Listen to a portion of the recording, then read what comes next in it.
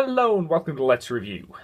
Right, before anybody comments, the Seasons of the Wolf review will be out next week along with the second half of the Let's Play. I'm sorry for the delay, but frankly it's a very long game. That's not a bad thing, it just kind of messes up my schedule a bit. So, this week, as a result of that, we once again go digging in the crate.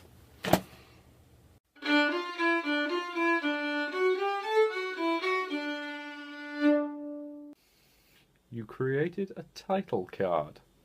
Yeah? And a jingle? Yes, and a jingle. What's wrong with that? Oh, no, nothing at all. Please, do continue. Anyway, this week I want to talk about Star Wars. Specifically, I want to talk about one of the best characters that the extended universe ever introduced, Kyle Katarn. Originally a stormtrooper, Kyle defected to the Rebel Alliance and became a mercenary for them following the death of his family. He was first featured in the video game Dark Forces, which I have not played. The earliest game in the series that I actually own is Dark Forces 2, Jedi Knight, in which Kyle becomes a Jedi, travels across the galaxy, eventually ending up on the planet of Ruusan, and there must combat a Dark Jedi known as Jarek over the power of the mystical Valley of the Jedi. And yes, the only reason I know the name of the planet is because I've read the Darth Bane series. Ah yes, the joys of the extended universe canon. Don't worry, I'm not going to go on about it. Look, Jedi Knight is a really good game. It shows its age quite badly given the fairly primitive graphics and, well, the lightsaber combat isn't exactly in depth, but it's got a real sense of fun about it, especially given the full motion video that breaks up each mission and provides, well, most of the story in honesty. Ultimately, it can also end one of two ways, with a dark side ending and a light side ending. And unusually, it's actually determined by which force powers you choose to put points in.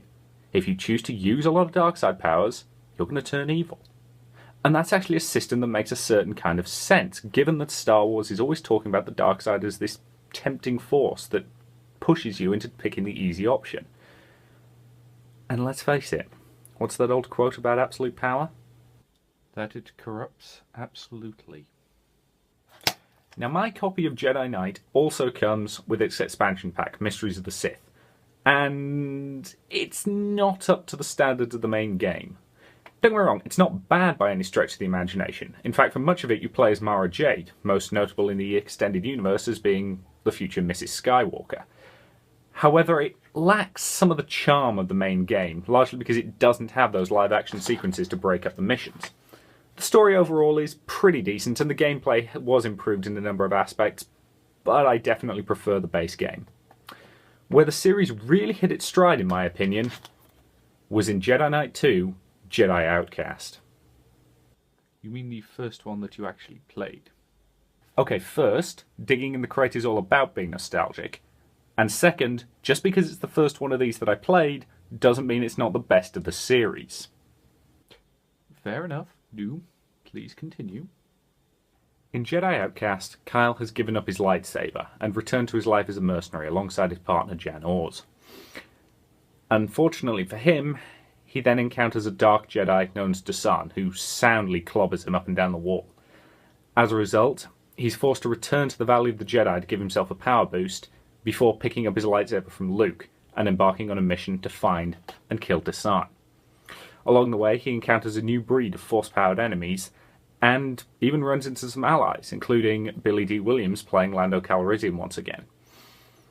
Overall, it's a really good setup and it works, and it's one of the few examples I know of a game that really lets you play as a grey Jedi. One who fights for the light side, but is willing to use some of the Force's darker aspects when necessary. Most notably among those, Kyle can throw Force lightning. Did you not just bring up the corrupting power of the dark side? Yep, and so does the game. It never presents what Kyle is doing as the right thing, merely the necessary thing, and he comes damn close to stepping over the edge at least a couple of times. But ultimately what saves him is the same thing that's been saving people since humanity started telling each other stories around the campfire. Love? Of course it's love. And you know what? I don't care how cliched it is. I don't care that it's his job to point out how cliched it is. I love a story in which love conquers all, especially one in which they bring out the lightsabers. On that note, the lightsaber combat in Jedi Knight 2 is some of the best I have ever seen, largely because the lightsaber feels like a really powerful weapon. One clean hit with it will kill basically anything, the only exceptions being enemies in certain kinds of armor. And honestly, that makes the system really good, because the trick is no longer wearing the enemy down with constant swipes that feel like they're doing no damage. It's about getting that one solid hit. It makes the combat really, really interesting and skillful, and it's one of the best lightsaber combat systems I've ever seen, requiring careful timing and use of force powers. Then, of course, there came the follow-up, Jedi Academy. Something of a dip in quality, I assume. Yes and no. The thing is, the gameplay is actually the best it's ever been. It added new moves, new force powers, new variants on things, and gave you the ability to wield either two lightsabers or a double-bladed lightsaber in addition to the standard single. It added a lot of variety and it really did help. No, the problem with Academy comes in its story.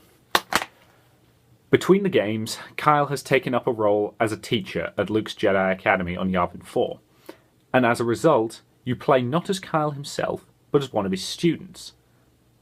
This actually works okay, as it lets you grow over the course of a game into a full Jedi Knight, allowing you to advance in power throughout.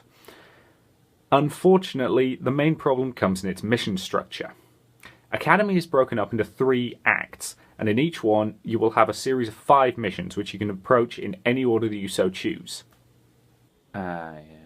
Let me guess, it led to disconnected missions and a lack of an overall feeling of progress. Correct. It's a problem with a choose-your-own mission structure that you often feel like you aren't really making any progress towards your final goal, that being the destruction of a group called the Cult of Ragnos, who worship an ancient Sith Lord. The main story, though, is actually pretty good. It does what it wants to do. Shifting Kyle into the role of teacher works, and it allows them to show him as Luke's confidant and friend. It also means he's the final boss of the game if you choose the dark side path. And on the light side path, he remains the honoured teacher. Exactly. Kyle lived on in the extended universe, eventually becoming Battle Master of the Jedi Order and serving with distinction during the various troubles that followed, which is not bad for a little upstart rebel from Sullen. Getting the games running is a bit hit and miss. Outcast and Academy will work pretty much okay, though you'll probably have to run them in emulation modes. Getting the original Jedi Knight to work is a lot more fun and requires a lot of messing around, but there are some quite good guides on the internet how to get it running if you want to look those up. If you're willing to put yourself through that, I do think it's worth playing, as it's a really fun, enjoyable game. Now, if you'll excuse me, this crate is in serious need of a dust.